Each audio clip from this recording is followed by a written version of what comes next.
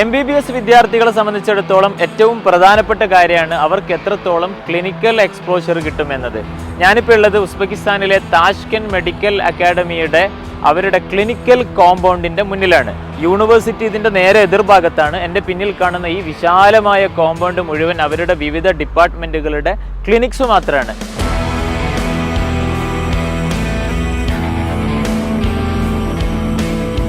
ആ ബോർഡ് കണ്ടോ, മെയിൻ എൻട്രൻസിലുള്ള താഷ്കെന്റ് തിബിയോട്ട് അക്കാഡമിയ സ്വിന്നിംഗ് കോപ്സ് ടെർമോക്ലി ക്ലിനിക്കാസി, അതായത് താഷ്കെന്റ് മെഡിക്കൽ അക്കാഡമിയുടെ മൾട്ടി ഫീൽഡ് ക്ലിനിക്സ് എന്നാണ് ആ ബോർഡിൽ അവർ എഴുതിയിരിക്കുന്നത്.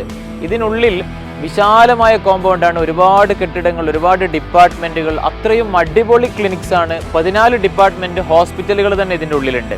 ഇപ്പോൾ ഞാനതിൻ്റെ കാഴ്ചകൾക്ക് വഴിയെ കാണിച്ചു തരാം. ഇപ്പോൾ നമ്മൾ വിദേശത്ത് MBBS പഠിക്കാൻ വേണ്ടി പോകുന്ന ഒരുപാട് രാജ്യങ്ങളുണ്ട്. Georgia, Ukraine, Russia, Kazakhstan, Uzbekistan, Kyrgyzstan, Azerbaijan, Tajikistan, ഇങ്ങനെ ഒരുപാട് രാജ്യങ്ങളിലേക്ക് നമ്മുടെ വിദ്യാർത്ഥികൾ MBBS പഠിക്കാൻ പോകാറുണ്ട്. അതിൽ താഷ്കെന്റ് മെഡിക്കൽ അക്കാഡമിയോളം ക്ലിനിക്കൽ എക്സ്പോഷർ കിട്ടുന്ന മറ്റൊരു രാജ്യം, മറ്റൊരു യൂണിവേഴ്സിറ്റി എൻ്റെ ഇത്രയും കാലത്തെ എക്സ്പീരിയൻസിൽ ഞാൻ കണ്ടിട്ടില്ല. കാരണം ഇവിടെ ഇപ്പോൾ ജോർജിയയിലുള്ള ആ രാജ്യത്തെ മൊത്തം ജനസംഖ്യ, അതിനേക്കാളേറെ ജനങ്ങൾ താഷ്കെന്റ് എന്ന ഉസ്ബെക്കിസ്ഥാനിൻ്റെ ഈ ക്യാപിറ്റൽ സിറ്റിയിൽ, ഈ ഒരു നഗരത്തിൽ മാത്രമുണ്ട്. അപ്പോൾ അത്രയും ജനസംഖ്യയുള്ള നാടാണ്, ജനസാന്ദ്രതയുള്ള നാടാണ്. അതുകൊണ്ട് തന്നെ ഹോസ്പിറ്റലുകളിൽ നല്ല രോഗികളുണ്ടാകും.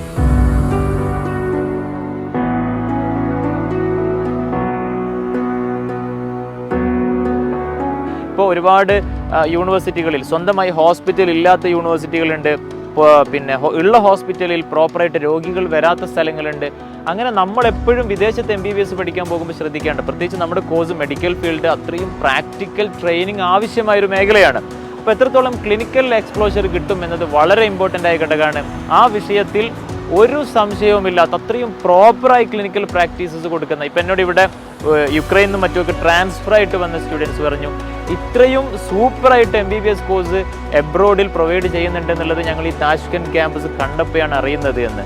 അത്രയും ഈ ഒരു കോമ്പൗണ്ട് നമ്മൾ മനസ്സിലാക്കേണ്ടത്, യൂണിവേഴ്സിറ്റിൻ്റെ നേരെ എതിർഭാഗത്താണ് യൂണിവേഴ്സിറ്റിയുടെ വിശാലമായ ക്യാമ്പസ്. എൻ്റെ പിന്നിൽ കാണുന്ന ഈ ക്യാമ്പസ് ഓൺലി ക്ലിനിക്സ് ആണ്, വേറൊന്നും ഇതിൻ്റെ അകത്തില്ല. ക്ലിനിക്സുകൾ, വിവിധ ഡിപ്പാർട്ട്മെൻറ്റുകൾ, കാഷ്വാലിറ്റികൾ, എമർജൻസി ഹോസ്പിറ്റലുകൾ, റീജിയണൽ ഹോസ്പിറ്റലുകൾ, അങ്ങനെ അവരുടെ ക്ലിനിക്കൽ ട്രെയിനിങ്ങുമായി ബന്ധപ്പെട്ട പ്രാക്ടിക്കൽ സെൻറ്ററുകളാണ് ഈ കോമ്പൗണ്ട് മുഴുവൻ.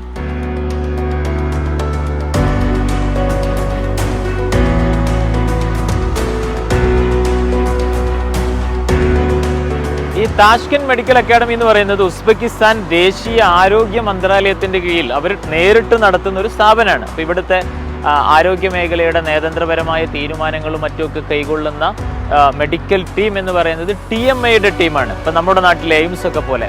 അതുകൊണ്ട് തന്നെ അതിൻ്റെതായ ക്വാളിറ്റിയും എല്ലാ തരത്തിലുള്ള ഗുണനിലവാരവും സൗകര്യങ്ങളൊക്കെ ഈ ഒരു ക്യാമ്പസിൽ നമുക്ക് കാണാൻ കഴിയും.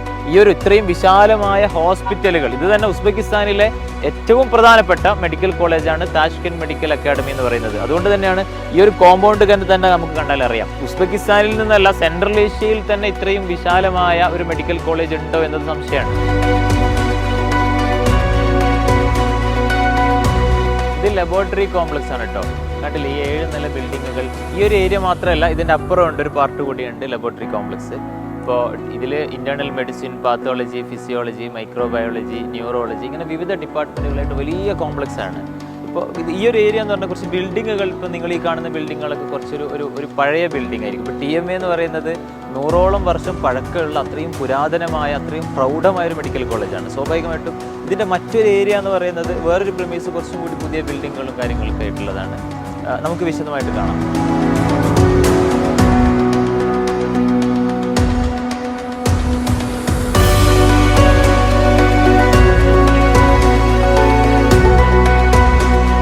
നല്ല പേഷ്യൻ്റ് ഫ്ലോ ഉള്ള ഹോസ്പിറ്റലാണ് കേട്ടോ. പിന്നെ നമ്മളിവിടെ പുറത്തധികം ആളുകൾ കാണാത്തത്, അത്യാവശ്യം തണുപ്പുള്ള സ്ഥലമില്ല, ആളുകളൊക്കെ ബിൽഡിങ്ങിൻ്റെ ഉള്ളിലാണ് ഉണ്ടാവുക, പുറത്തധികം കാണില്ല.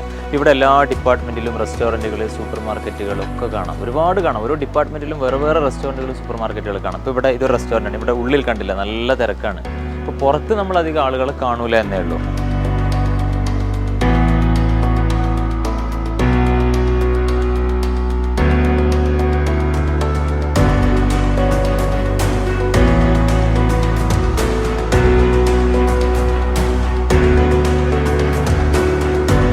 കാർഡിയാക് നെഫ്രോളജി ഡിപ്പാർട്ട്മെന്റ് ആട്ടോ ഈ ബിൽഡിങ്ങിൽ.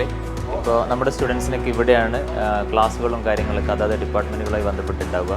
ഇതൊരു വലിയ ലോകമാണ് ഈ ഹോസ്പിറ്റൽ എന്ന് പറയുന്നത്. ഇപ്പോൾ പൊതുവെ അബ്രോഡ് സ്റ്റുഡൻസിനൊക്കെ അവരുടെ ഒരു യൂണിവേഴ്സിറ്റി തന്നെ ഒരുപക്ഷെ ഇത്രത്തോളം ഉണ്ടാകില്ല. അത്രയും വലിയൊരു ക്യാമ്പസാണ് ഹോസ്പിറ്റലുകളുടേത് മാത്രം. നമുക്കറിയാം ഇവരെ ക്ലാസ്സും മറ്റൊക്കെ നടക്കുന്ന അക്കാഡമിക് ഡിപ്പാർട്ട്മെൻറ്റ്, യൂണിവേഴ്സിറ്റി എന്ന് പറയുന്നത് ഇതിൻ്റെ അപ്പുറം ഒരു മെയിൻ ഹൈവേ റോഡാണ്. അതിൻ്റെയും അപ്പുറത്തെ സൈഡിലാണ് യൂണിവേഴ്സിറ്റി ഉള്ളത്.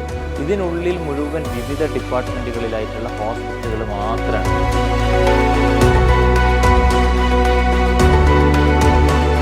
ഇവിടെ കുറേ സൂചനാ ബോർഡുകളൊക്കെ കണ്ടില്ലേ?